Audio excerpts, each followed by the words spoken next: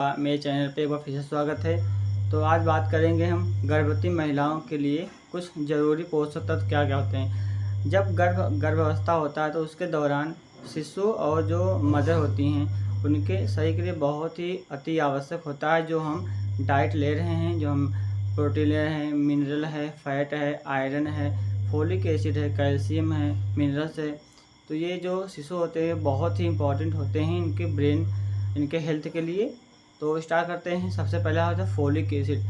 Folic acid में वो गुण होते हैं जो जो बच्चे के ब्रेन को डेवलप करते हैं।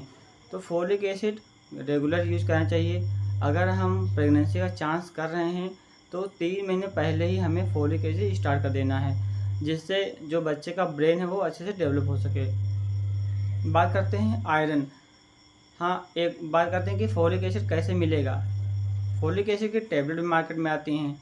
तो हम मार्केट से हरी पत्तेदार सब्जियां, दालें, तिल ये सब का सेवन ले सकते हैं, तो हमें इसमें फोलिक एसिड मिल जाता है। अब बात करते हैं आयरन।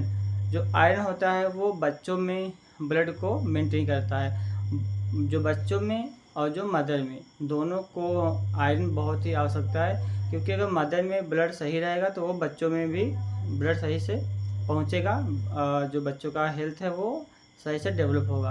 और फिर देखते हैं कि आयरन कहाँ कहाँ से मिलते हैं। तो हरी पत्ते सब्जियां हो गई, गुड़ हो गए, पालक हो गई और जैगरी हो गया और सहजन हो गई उसकी पत्ती।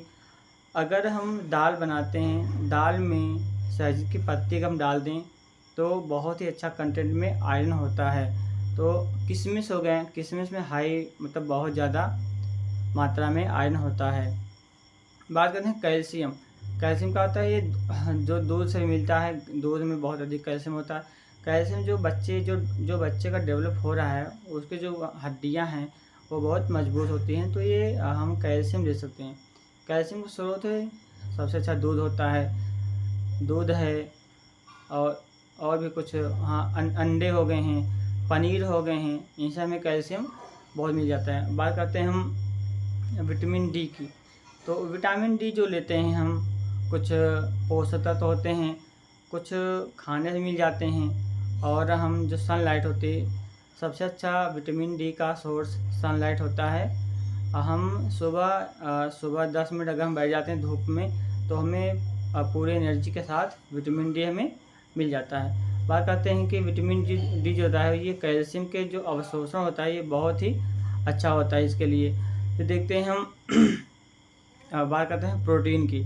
तो प्रोटीन में जैसे अंडा हो गया, दूध हो गया, दही हो गया, ये सब पनीर हो गए, इसमें प्रोटीन, दालें हो गई, इसमें प्रोटीन बहुत होते हैं। तो प्रोटीन क्या होते हैं, जो हमारे शरीर में जो ऊतक होते हैं, जो टिश्यू होते हैं उसको वो रिपेयर करता है। तो ये बहुत ही इम्पॉर्टेंट है कि हमें प्रोटीन भी समय से लेना है। और बात करते हैं कि हम क्या खाना चाहिए। तो हमें हरी पत्तेदार सब्जियाँ खानी चाहिए, दालें हो गई, पानी समय से हो गया, नारियल पानी पीना चाहिए, और जो हरी सब्जियां हैं, दालें हो गई हैं, फल हो गया, फ्रूट हो गए हैं, ये सब खाने चाहिए। मौसमी फल खाने चाहिए जिससे कोई प्रॉब्लम ना हो बच्चे में भी और हमारे में भी।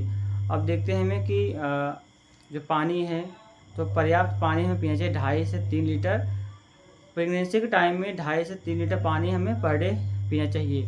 अब अगर हम बात करें कि हमें प्रेगनेंसी के टाइम में क्या क्या नहीं करना चाहिए, तो हमें शराब का सेवन नहीं करना है, तंबाकू का सेवन नहीं करना है हमें, और ये ध्यान देते हैं कि बिना डॉक्टर की सलाह से कोई भी दवा नहीं लेनी है हमें कुछ भी हो रहा है, कोई प्रॉब्लम, तो बिना डॉक्टर के प्रिस्क्रिप्शन के हमारा दवा नहीं लेना है। वो इफ़ेक्टिव अलग कर सकता है बच्चे के हेल्थ के लिए भी। और देखते हैं हमें जंक फूड हो गया, जो फास्ट फूड आ रहे हैं, पिज़्ज़ा हो गया, बर्गर है, मोमोज़ है, ये सब हमें अवॉइड करना है। ऑयली चीज़ नहीं खाना है, ज़्यादा स्पाइसी चीज़ नहीं खाना है जिससे हमें प्रॉब्लम हो, हमारे बच्चे को भी प्रॉब्लम हो। देख लेते हैं कुछ और सलाह के बारे में। तो अगर हमें कोई भी दिक्कत हो रही है तो हमें बिना डॉक्टर के सलाह के दवा नहीं लेना है, क्योंकि दवा ले लेंगे तो खुद को इफेक्ट करेगा ही, सबसे अधिक बुरा असर पड़ेगा जो बच्चा डेवलप हो रहा है उसके ब्रेन के लिए, हेल्थ के लिए, बॉडी के लिए बहुत ही ज़रूरी है कि हमें बिना डॉक्टर की सलाह की दवा नहीं लेना है। और देखते हैं कि अगर प्रेगनेंसी है तो नियमित हमें एंटीनेटल केयर चेक कराना है।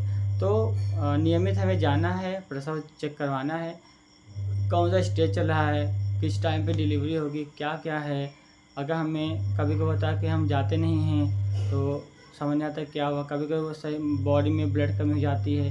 तो नियमित जांच कराएंगे तो जो भी है प्रॉब्लम वो समय से रहते हुए सॉल्व हो जाएगी, जिससे हम उसको प्रिवेंट कर सकते हैं। और हल्का फुल्का व्यायाम करेंगे, बहुत भारी चीज़ नहीं।